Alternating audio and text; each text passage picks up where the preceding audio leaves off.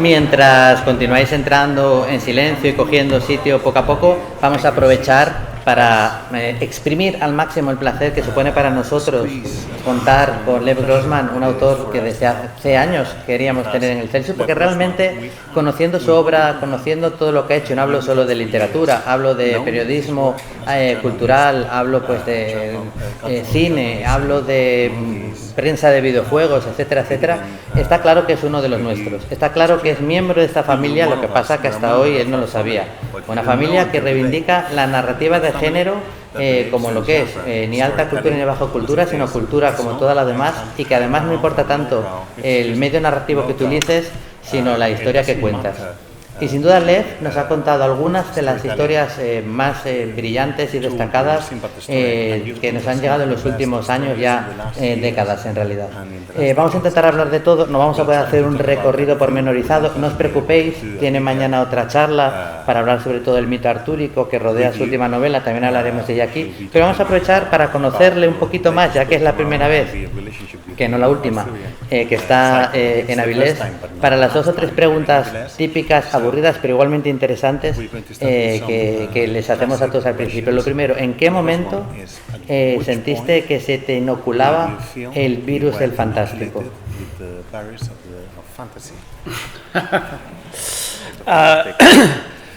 I think most of us are inoculated at a young age. But then too many of us make a spectacular recovery and never think about it again. Someone once asked China Miéville, how did you get into fantasy? And he said, how did you get out of it? So it happened very young. And there were numerous vectors of infection. Certainly video games. I'm so old that I used to play Pong on the home Pong system. I think that the damage was complete when my mom gave me The Lion, the Witch, and the Wardrobe when I was 8. I never got out of that wardrobe. Nice. Bueno, yo creo que ese virus es un virus que se nos inocula a todos los seres humanos de pequeños. Lo que pasa que algunos se recuperan y dejan de tenerlo cuando se hacen mayores. Hay otros a los que nos acompaña para siempre, sin que nos recuperemos. Le voy a robar una respuesta a China Miéville, a que siempre le preguntan, oye, ¿y tú por qué entraste en la ciencia ficción? Y él siempre les contesta, ¿y tú cómo saliste? Me parece que a mí lo que me ocurrió es que el virus me lo inocularon realmente muy pronto. Hay muchos vectores distintos que tuvieron que ver con la infección. Por ejemplo, los videojuegos fueron uno de ellos. Yo ya tengo una edad, tanta edad como para poder decir que jugaba al punk en casa y que creo que cuando mi madre me dio el libro del León, la bruja y el armario, cuando yo tenía 8 años, entré en el armario y ya no puedo salir de él. Y vale, ya sabemos en qué momento, bueno, como decíamos antes, se inoculó este virus, pero en qué momento decidiste no solo que lo ibas a disfrutar, sino que también lo ibas a crear, o sea, estar también del otro lado. That happened much later than it should have. And this is a tragic story. Until the age of 35, I believed that I was a writer of exquisite fine literature. And at that time, I had spent 15 years trying to become the next, I don't know, Virginia Woolf. And it wasn't working because I'm not Virginia Woolf. And I always am too confessional in these situations. But a number of life-changing things happened to me when I was 35. I had my first child. I went to therapy for the first time and got treatment for whatever mental illness was troubling me. And I read Jonathan Strange and Mr. Norrell by Susanna Clarke. All equally important life events. And once I was done with Jonathan Strange, I sat down and I wrote a story about, I wrote a sentence, just a sentence, about a young man who was casting a spell. And for the very first time, whatever it was in here that was on fire and was desperately telling me that I ought to be a writer, it was the very first time it came out.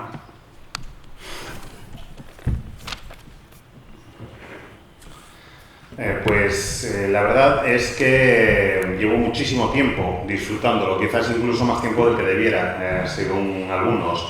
Pero mi historia se convierte en una historia trágica porque hasta los 35, a pesar de que tenía el virus, yo me empeñé en que tenía que escribir la literatura más exquisita y refinada del mundo. Y me tiré como unos 15 años más o menos intentando convertirme en la siguiente Virginia Woolf, cosa que no me salía porque no soy Virginia Woolf.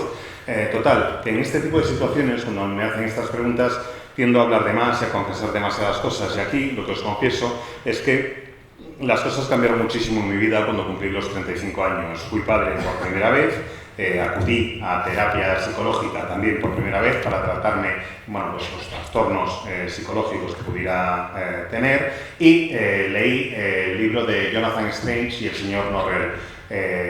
Esos tres son acontecimientos de igual importancia en mi vida, porque cuando acabé de leerme el libro de Susanna Clarke, de Jonathan Strange y el señor Norrell, entendí que había algo que había cambiado en mí. Me senté y escribí una frase, solo una frase nada más, acerca de un mago que intenta hacer un hechizo y al que no le acaba de salir bien. Y por primera vez noté que lo que me ardía aquí en el pecho cobraba vida y pugnaba por salir. Ya sabéis que he dicho muchas veces que a mí esto de los blurs es una cosa que me molesta y me incomoda bastante, porque por lo general es un hombre famoso que pone una frase que parece dejar bastante claro que no ha leído el libro, en plan será el nuevo Stephen King de Vallecas o alguna cosa de estas, ¿no? Pero sin embargo a veces sí que hay blurs que definen maravillosamente lo que vas a encontrar dentro de la novela. Y en este caso el blur que le hizo George R. Martin a Lev Grossman fue que esta saga es a Harry Potter lo que un whisky irlandés es a un vaso de té aguado. Y sí que creo que hay mucho de eso, porque realmente dentro de este subgénero literario de las escuelas de magia hemos visto mucho, muy variado, también maravilloso y estupendo, pero yo creo que probablemente nunca tan realista o desde un punto tan verosímil como consiguió hacer Lev Grossman en la saga de los magos, en la trilogía de los magos. Y después, mientras la leía en su momento y ahora volviendo a releerla con el paso del tiempo, me di cuenta de la sensación de inconformismo que debía de tener el Lev de ese momento, que es algo con lo que nos podemos identificar todos. Y al releerla me daba cuenta de que hay una frase en la que le dice que sois magos porque sois infelices, sois magos porque sentís la diferencia entre el mundo que es y el mundo que debería de ser. Y me parece que eso condensa algo que todos hemos sentido en algún momento, ¿no? Esto no debería ser así. Me gustaría saber si tenía ese sentimiento a lo largo de toda la creación de esta trilogía y si todavía lo tiene.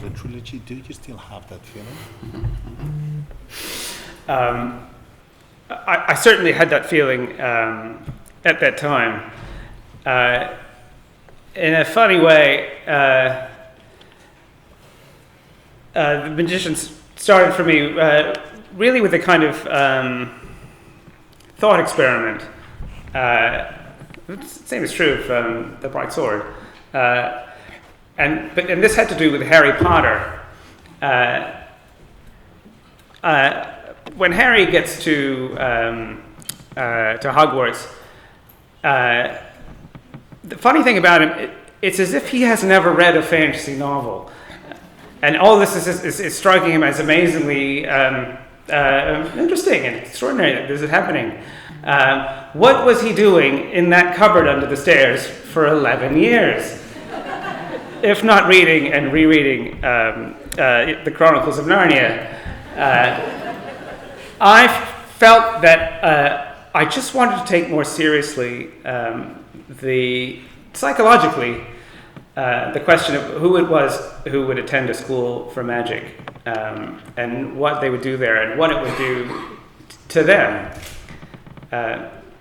starting with the fact that the people who went would be huge fantasy nerds, and they would have spent their whole lives reading novels about magic, and then they would go to school for magic, and they would get a very harsh lesson in the difference between fiction and reality.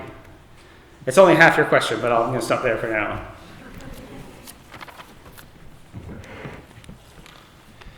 Tengo la sensación, esa sensación la he tenido durante mucho tiempo, la que estabas describiendo. Creo que Los Magos surge como un experimento mental, porque me acuerdo de leer las novelas de Harry Potter y que el momento en el que Harry se va a Hogwarts, llega hasta allí y es como si no hubiera leído una novela de fantasía en la vida. Y yo pensaba, pero Harry, vamos a ver, ¿tú qué has hecho esos 11 años metido en el armario bajo la escalera? No me puedo creer que ni siquiera hayas leído una sola vez las novelas de Narnia. Me parecía que estaba totalmente desconectado. Yo traté de abordar la idea de ir a una escuela de magia desde un punto de vista más serio, desde una perspectiva psicológica. Básicamente, si existe una escuela de magia, ¿quién querría ir a esa escuela de magia? ¿Cómo tratarían a los alumnos que llegaran hasta allí? Porque tenía muy claro que el candidato a ser alumno, a inscribirse o a matricularse en esa escuela, sería alguien que habría leído muchísimas novelas de fantasía, sobre todo todas aquellas que tuvieran que ver con la magia, y que esas personas que tenían un concepto de la magia basado en las novelas se van a llevar una lección muy dura al enfrentarse a la diferencia entre ficción y realidad. Sorry, first of all, you're doing an awesome job. It's amazing what you're doing, right? Thank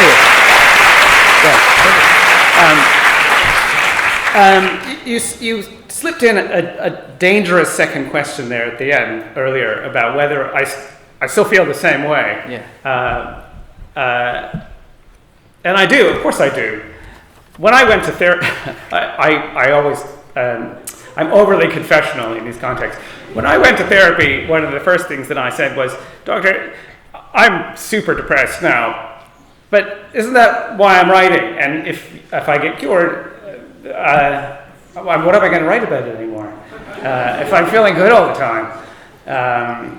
And he said to me, you're never going to forget what it was like. And it's true. It's true. Some part of me still feels the same way. But when you're really struggling with depression, clinical depression, it's your focus is very tight on yourself, and The Magicians is about this really small group of intense young people, and they are trying to work out their relationships to themselves, to each other, to the world around them. I'm healthier than I used to be, and that's one way. What's one reason that I wrote the Bright Sword? That's why it is the book that it is. I feel like I was able to look around me more at the world, at the nation that I lived in, at history behind me, and not just my relationships with people, with my friends, but parents and children and marriages. All that energy I was spending being depressed, and it is a hell of a workout being depressed. It takes a lot of energy.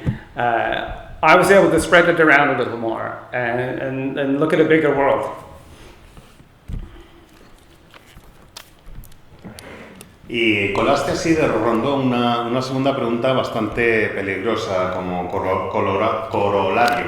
Y preguntándome si me seguía sintiendo igual. Bueno, ya os he dicho que he acudido a terapia psicológica, ya que estamos aquí en modo confesión aquí. No sé si alguno sabe lo que es estar deprimido, pero yo pensaba que el estar deprimido era lo que me hacía escribir, y cuando empecé a ir a terapia le dije a mi terapeuta, pero si dejo de estar deprimido dejaré de poder escribir como lo hago. Y la respuesta que me dio el terapeuta es algo que no olvidaré jamás. Y es que nunca te olvidarás, una vez superes la depresión, nunca olvidarás lo que se sentía al estar deprimido. Y es verdad, incluso a veces todavía lo siento en ocasiones. Estoy hablando de depresión clínica, que es una depresión en la que te centras exclusivamente en ti mismo y no eres capaz de ver más allá de lo que te ocurre a ti. Y en cambio, en Los Magos hablo de un grupo pequeño de gente que intenta comprender el mundo que les rodea. Yo ahora mismo soy mucho más feliz, estoy mucho más contento de lo que estaba. Y quizás ese sea uno de los motivos por los que La Espada es un libro distinto al de Los Magos. Ya soy capaz de mirar más al mundo que me rodea, al país en el que vivo, a la historia de la que procedemos.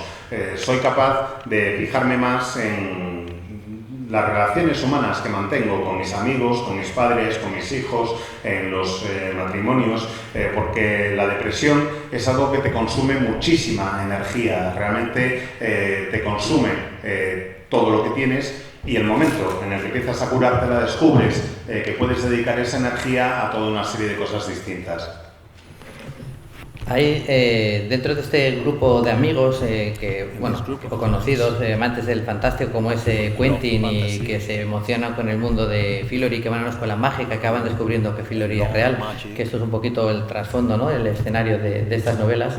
Encuentro muchas cosas interesantes y muy originales, como por ejemplo ellos tienen influencias como podría tener cualquier chico contemporáneo de su época, hablan de series de televisión que nosotros hemos podido ver, a veces comentan libros mismamente de fantasía que nosotros hemos podido leer, pero luego se comportan como gente, no como sucede en otras novelas de escuelas de magia, como decía antes, donde los problemas que les surgen son los necesarios para que la trama avanza, sino que tienen los problemas que puede tener cualquier persona de su edad. Y una de las cosas que esto quiere decir es que no todos tus sentimientos son positivos. Y si en los libros volvemos a la referencia un poco obligatoria de Harry Potter, pues si puedes manejar la magia, voy a cambiar de color esta poción, que dices, esto está bien, pero como aplicación práctica, salvo para una broma con los colegas, tampoco es demasiado. Imagínate, siendo un joven adolescente, cualquiera de vosotros, si tuvierais acceso a la magia, haríamos cosas muy distintas y probablemente no todas buenas, y probablemente nuestros errores serían un poco más salvajes. Así que quiero saber, ¿tú crees que el ideal que tenemos todos en la cabeza de cómo es un mundo fantástico podría ser compatible con la condición humana?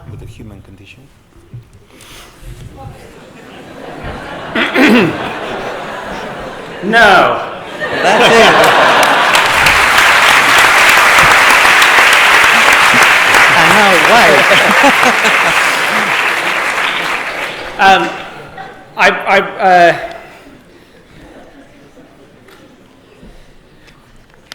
The Magicians, I said before that it was a thought experiment, and it's true.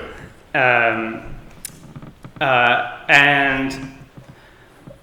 one of the things that I was trying to do was just to change the formula a little bit, to make it look a little bit more like the life that I was living. I was 35, I was poor, I was depressed, I was in numerous bad relationships.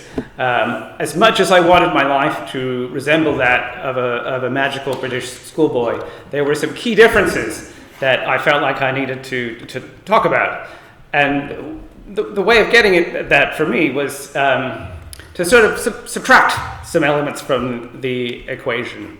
I was determined that in the Magicians there would be no Dumbledore, there would be no Gandalf, there would be no kindly avuncular adult who could explain what was going on when I got confused about it. If I wandered off the path, somebody who could say, look, we've got this ring here, it's very, very bad, but if you just take it and put it in that volcano, everything's going to be much better. I never met anybody like that. All the adults that I ever met were as was full of crap as I was. This is the part one of the answer, which I'm gonna ask you to lay out, and then we'll do the other half. It's just shorter. La verdad es que es un experimento mental. Lo que traté de hacer, me lo planteé de antemano como un experimento mental. Es una de las cuestiones que me llamaban bastante la atención, intentar cambiar la fórmula que habíamos visto toda la vida.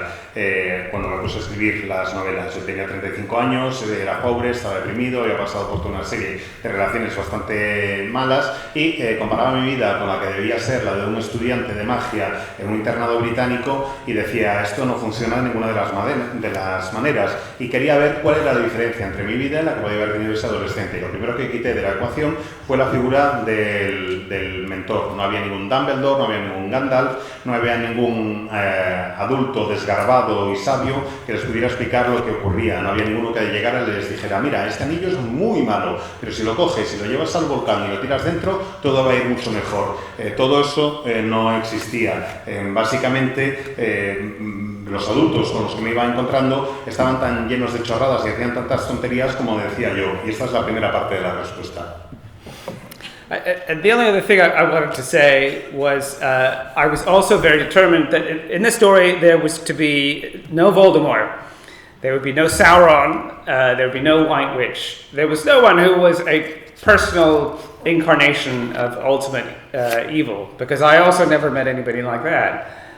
And that changes the story in a very basic way. Obviously, Voldemort is a big problem for Harry, creates all kinds of issues for him, but he has a wonderfully organizing effect on Harry's world and his life. When Harry Potter gets up in the morning, he knows what his job is. He's going to take his magic and he's going to use it to defeat Voldemort. And if you remove Voldemort from that story, you get a very different kind of story. You get a story about people who have all this magic, all these feelings, all this power that they have at their disposal. And it becomes a story not of using it to defeat evil, but just trying to figure out what is it all for.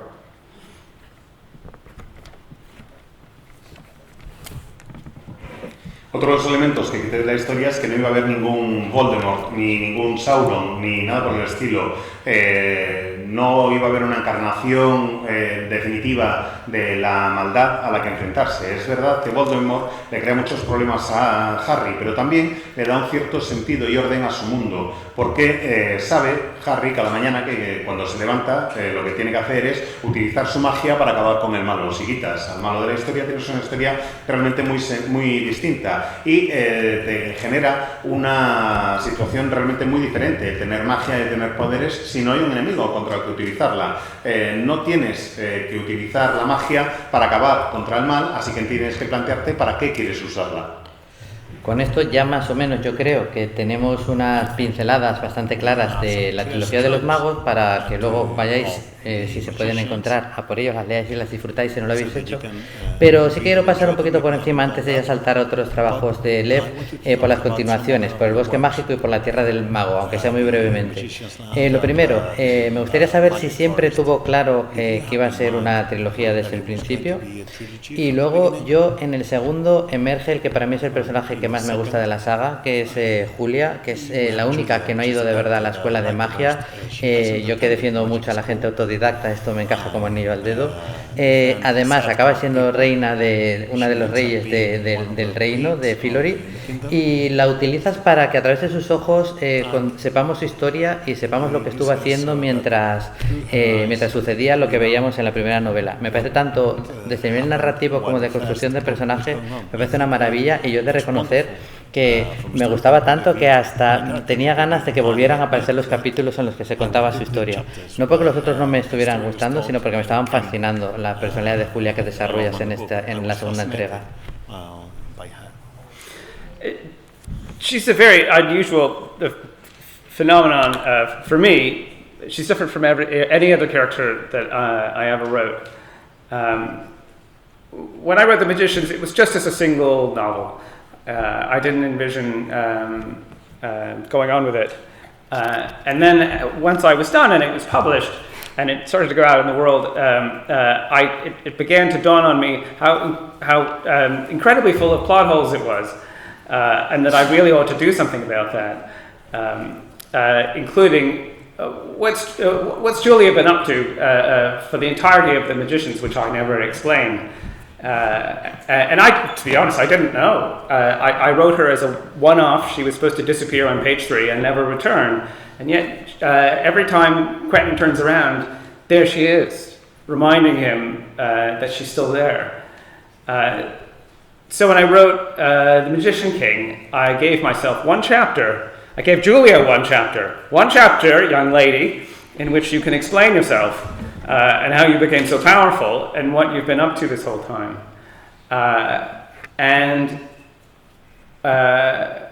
As soon as this is an American idiom, when I gave her the talking stick, when I told her, okay, this is your cue, go, she began to tell her story through me. That has never happened to me before or since. But I would sit there and I would write 5,000 words a day, which is 5 times what I ordinarily am able to produce. And by the time I was done, she'd taken over half of the book, and I still think it's the best writing I've ever done.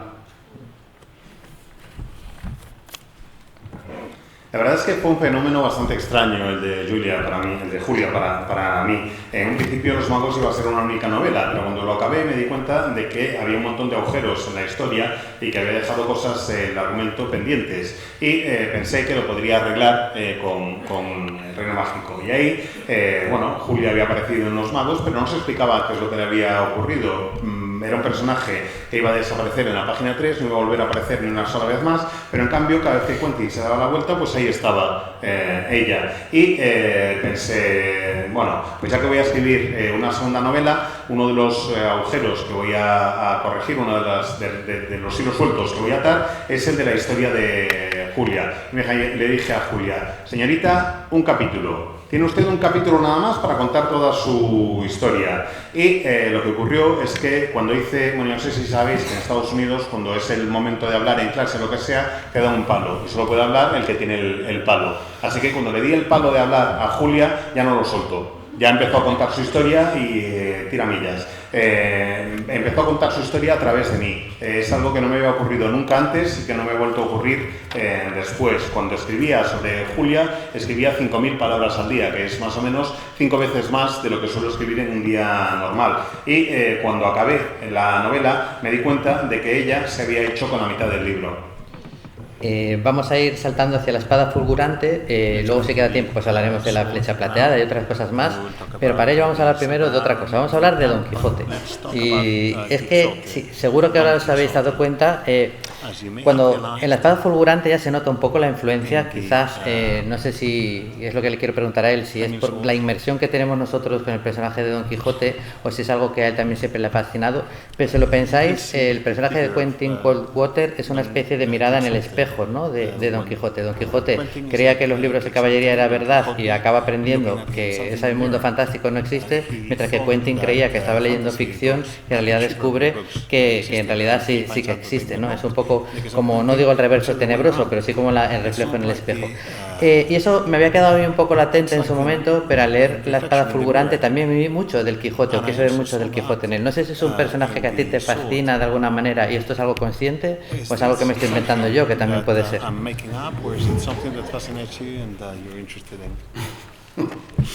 You know, I really shouldn't come to Spain and try to talk about my work, especially the Bright Sword, because there isn't much in it that wasn't already in Don Quixote, and the stuff that wasn't in Don Quixote was in Monty Python and the Holy Grail. I steal from the best.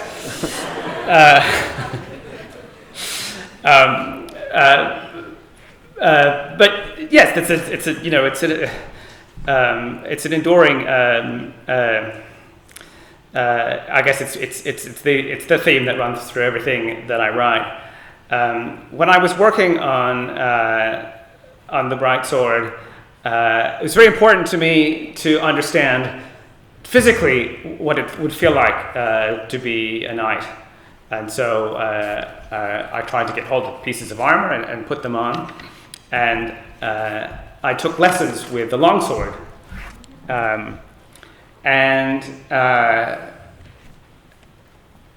I didn't last very long in the longsword class.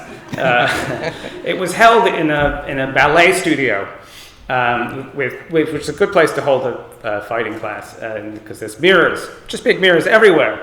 And I was practicing with my sword. I'm a middle-aged guy, quite skinny, except for the fat parts. Not the kind of guy who should be throwing a longsword around. As hard as I tried not to meet my own eyes as I was practicing my longsword strokes, I couldn't avoid it. And when I looked at myself, that's who I saw. That was Don Quixote right there. At which point, it felt like it was time to go back to my study and maybe do some writing.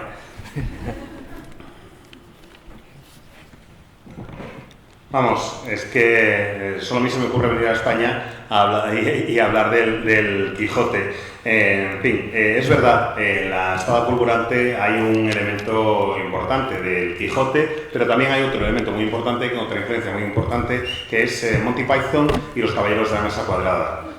Siempre he pensado que si vas a robar a alguien, robar a los mejores. Así que eso creo que es un tema recurrente en toda mi obra. La figura del caballero está también presente de una manera u otra. En la espada fulgurante esa presencia es incluso una presencia física. Quería saber cómo era llevar una armadura y me puse varias piezas de armadura encima en distintos momentos. E incluso fui a clases para aprender a manejar una espada larga. Os aseguro que lo de la esgrima no era lo mío y que duré bastante poco en esas clases de espada larga. Más que nada porque las clases tenían lugar en un estudio de ballet y era de estos estudios que os podéis imaginar con espejos del suelo al techo y por todas partes. Y cada vez que me ponía a practicar me imaginaba la imagen que debía dar de mi reflejo, un fulano de mediana edad, flacucho, con los brazos así finillos y tal, intentando dar mandoblazos con la espada, y por más que intentaba no ver mi reflejo, me resultaba imposible no hacerlo de vez en cuando, y cada vez que veía el reflejo decía, vale, así se debía sentir Don Quijote, así que deja de hacer el Quijote tú y por qué no te vuelves al estudio a escribir un poco.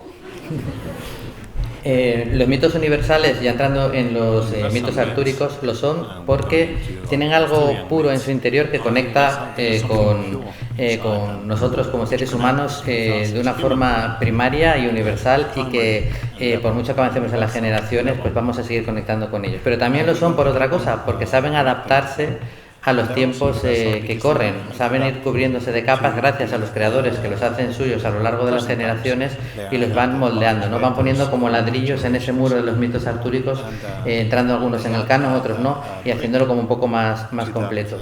Después de leer la espada fulgurante estaba pensando cuál es la característica principal del ladrillo que había puesto Lev sobre el muro de los mitos artúricos, y llegué a la conclusión de que su aportación es traerlos a un mundo que es contemporáneo al nuestro, en el que tenemos la sensación de que a nuestro alrededor se derrumba todo, de que lo que creíamos que era estable y firme igual no lo es tanto, que la gente en la que regía nuestros destinos y estaban ahí ya no están para nosotros. Y yo creo que esa es tu aportación, ¿no?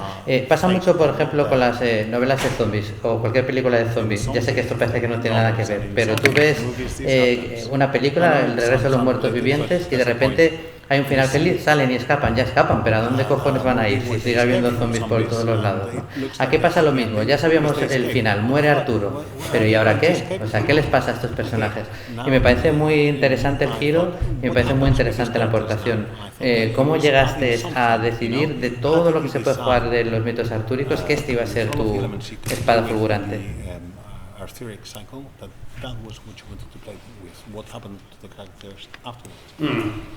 It's a good question. It has a few different answers.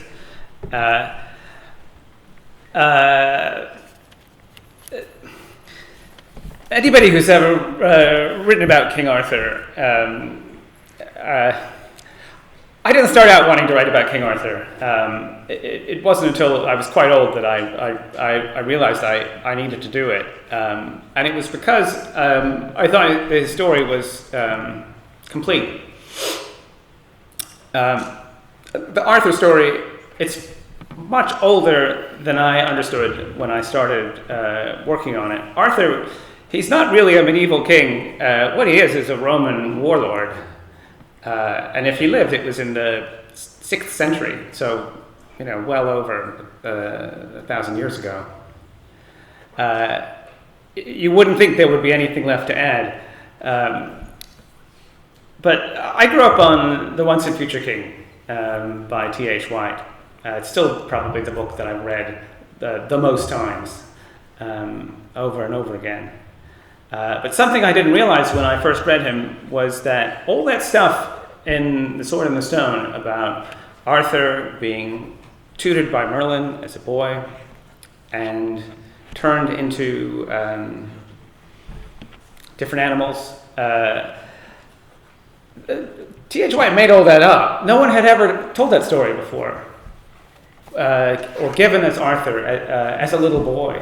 It was a wonderful piece of sort of white empty space on the map, which White discovered.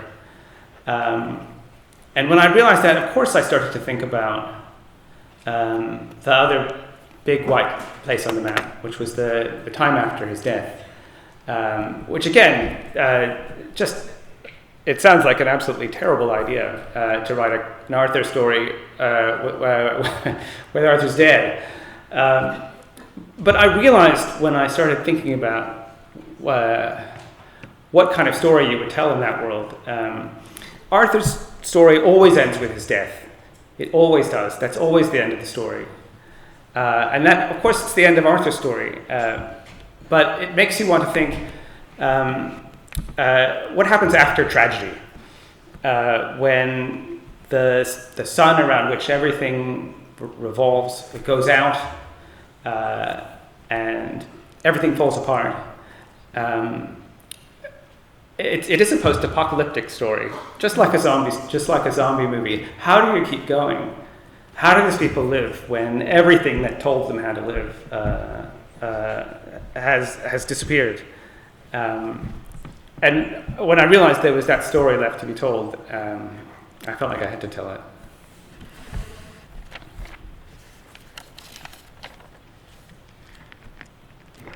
Es una buena pregunta y tiene distintas respuestas o diferentes con distintas respuestas con diferentes vertientes. Yo leí el mito del rey Arturo, pero hasta que no fui adulto no me di cuenta de toda una serie de cosas que se me habían ido escapando cuando leí toda la historia completa, y me di cuenta que el ciclo artúrico es mucho más antiguo de lo que yo creía y en el que las cosas son muy diferentes a la concepción que había tenido hasta entonces. Por ejemplo, Arturo no fue un rey medieval, sino que en realidad el origen de la leyenda se remonta a un caudillo en la época romana, en torno al siglo VI, más o menos. Así que es un mito que ha pervivido durante más de 1000 años. Además, luego me marcaron mucho las novelas de The Once and Future King, que es Camelot en la traducción en castellano de T.H. White, en el que él es el que incluye el concepto de la espada en la piedra, en el que incluye a Merlín como el tutor de Arturo, en el que incluye todo lo que es el cambiaformas y transformarlo en animal. Me pareció que había, en distintos animales, de hecho me pareció que había inventado muchísimas cosas, y es que había todo un hueco en la historia, en el mapa de la historia de Arturo, que permitía rellenar todas estas cuestiones. Normalmente, por otra parte, y esa es la segunda parte de la respuesta quizás, las historias de Arturo acaban con su muerte y acaban, sea cual sea en la historia del ciclo artúrico, con él, y luego no se analizan las consecuencias de esa tragedia. Sales de esa historia y ya está, pero no te planteas lo que puede ocurrir con los que sobreviven a Arturo, con el entorno postapocalíptico en el que se encontrarían, efectivamente, como el de una película de zombies, gente que ha aprendido una manera de vivir a lo largo de toda su existencia y a la que de repente le enseñan y a la que de repente le desaparece todo lo que les habían ido enseñando, y cuando me di cuenta de eso supe que esa era la historia que quería contar. Antes estuvimos hablando de Los Magos, que tuvo adaptación televisiva, no vamos a hablar de ella, eso ya lo sabéis, igual que trabajaste en cine, en películas como El mapa de los instantes perfectos, pero leyendo La espada fulgurante, si hubiera que trasladarlo a algún otro lenguaje narrativo y conociendo tus gustos, ¿preferirías cine, televisión, videojuego, cómic? If your work had to be adapted, what would you choose? Comic book, video game, movie? Oh, it would make such a bad video game. I mean, I love comics. I'm working on writing a couple of comics now. I actually don't know the answer to this question. It's confusing in part because we are working on something with the Bright Sword, but I'm legally not allowed to talk about it. So you can tell it illegally. We're law-abiding. We're a law-abiding panel here. I mean, it's a great time for fantasy to be on screen, and I'll especially say. We're entering a great age for animation, and I'm very interested in adult animation. Seeing what they did with Arcane, with Blue Eye Samurai, I'm astounded by what the images they could produce, which could exist in no other medium. That attracts me a lot.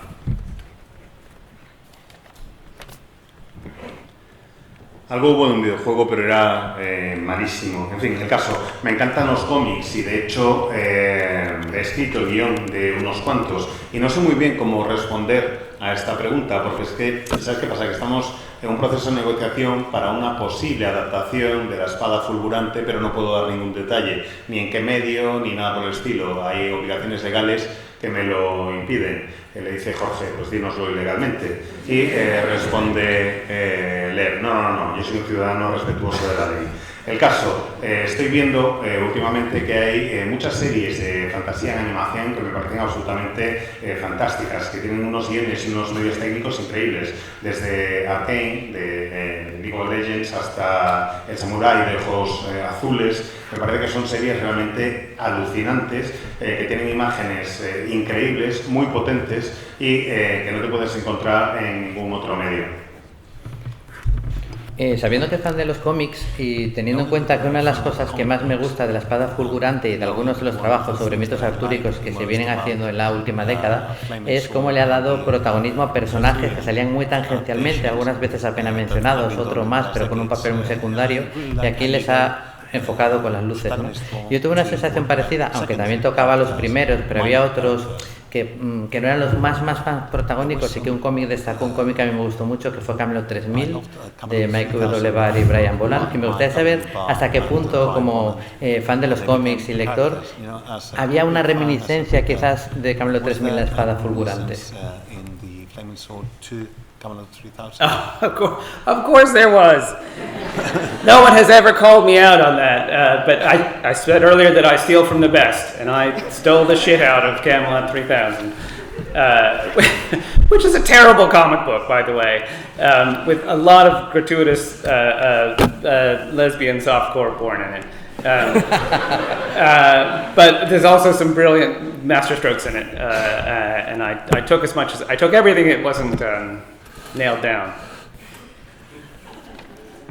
Pues claro que hay cosas de Camelot 3000. Es la primera vez que me pillan con esa referencia. Ya os dije que le robo a los mejores. Bueno, también robé de Camelot 3000, que es un cómic que tiene algunas cosas que son absolutamente terribles. Desde luego, hay una cantidad de escenas gratuitas de porno soft lésbico que no viene a cuento, que ni para qué.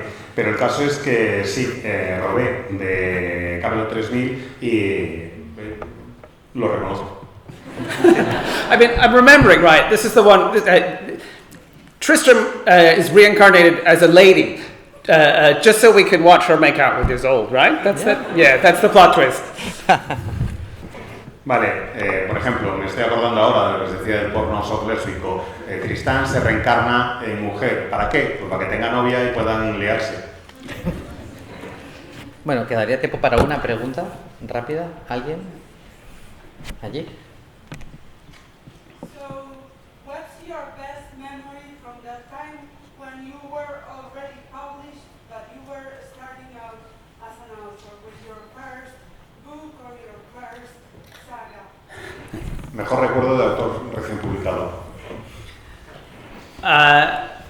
I was a slow learner as a writer, so I want to be clear that my first novel, which I will not speak its name, was terrible, and I have not one good memory of that experience. My second novel, it was all right. It didn't have any magic in it, and the whole time I was writing it, I was getting divorced. So again, I don't have any good memories of that one either. But with the Magicians was different from everything, I'm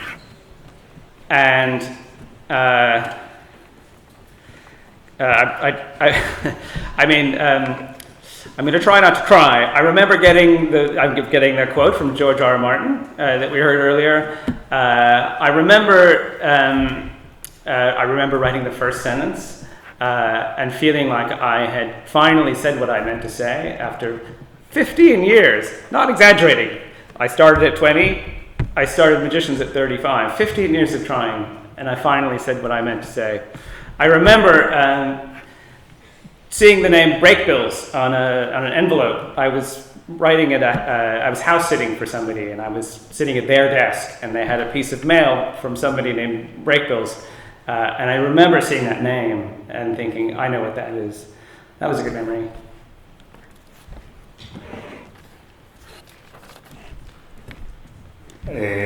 La verdad es que yo como escritor sí, he sido bastante lentito a la hora de aprender las cosas. Con la primera novela no tengo ningún buen recuerdo. Era una novela terrible y no pienso ni decir el título.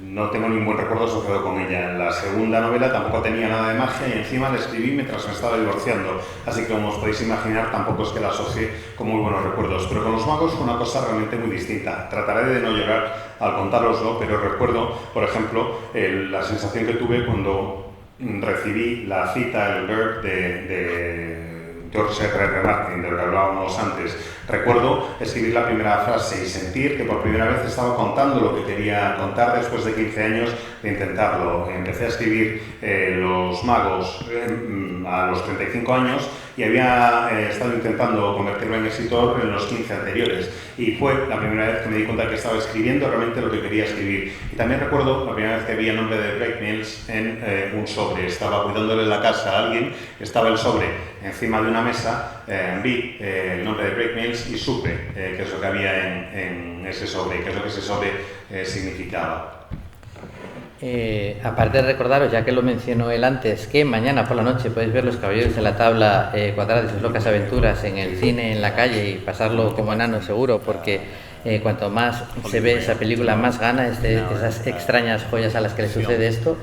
Y también decir la suerte que tenemos, y por lo que parece todavía vamos a tener más, a disfrutar de esta época de oro de la animación que estamos viviendo. Decir cosas que ya se saben. Una, por supuesto, Lev va a estar ahora fuera firmando los ejemplares. Por supuesto, ya sabíamos que era imposible en 50 minutos repasar con detalle y con calma y como se merece la trayectoria profesional de Lev.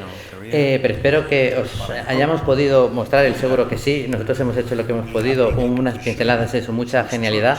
Y esperamos tener pronto la ocasión en el futuro de acabar de completar esta charla, porque sobre todo le queremos agradecer muchas cosas. Le queremos agradecer esta primera visita, le queremos agradecer sobre todo esta lucha por la defensa y la divulgación de la cultura popular, tratada como cualquier otra pieza o columna de este mundo cultural maravilloso que nos hace mejores. Y porque, aprovechando algo que dijo él al principio, él quería ser el tipo de escritor que era Virginia Woolf. Por suerte no es Virginia Woolf. Por suerte para muchos escritores seguro que ahora estarán pensando, me gustaría ser el tipo de narrador, no solo escritor, que es Lev Grossman, y eso es todavía mucho más bonito. Y la mejor manera que tenemos de despedir siempre a uno de los nuestros, para que tenga muchas ganas de volver, es con un fuerte y merecidísimo aplauso.